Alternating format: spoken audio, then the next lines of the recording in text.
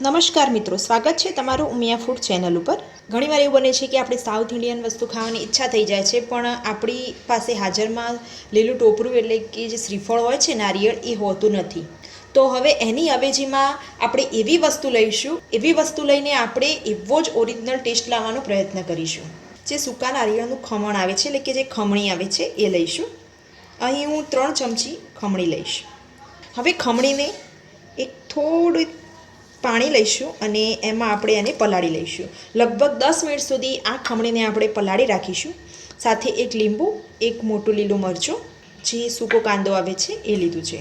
આપણા જે ખમણી છે એને પલળતા 10 મિનિટ થઈ ગઈ છે। મિક્સરની જારમાં લઈ લઈશું।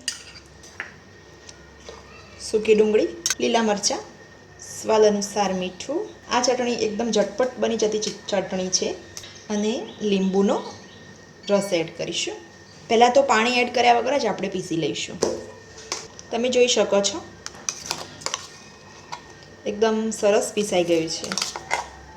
ચટણીને આપણે હવે વઘારીશું। એના માટે મેં અહીં 1 ચમચી ઓઇલ લીધું છે। આ ઓઇલ મેં તળેલું છે, એના લીધે એવું લાગે છે।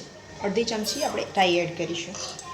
રાઈ આપણી તતડવા લાગી છે, એનો મતલબ કે આપણો વઘાર કમ્પ્લીટ થઈ ગયો છે। મીઠા લીમડાના પાન,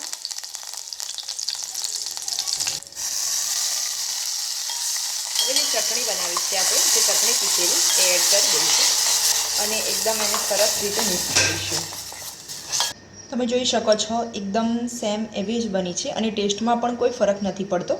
જો તમને મારી આ નાળિયેરની ચટણીની રેસીપી પસંદ આવી હોય તો મારા વિડીયોને લાઇક કરો, શેર કરો અને મારી ચેનલને સબસ્ક્રાઈબ કરવાનું ભૂલતા નહીં। ધન્યવાદ।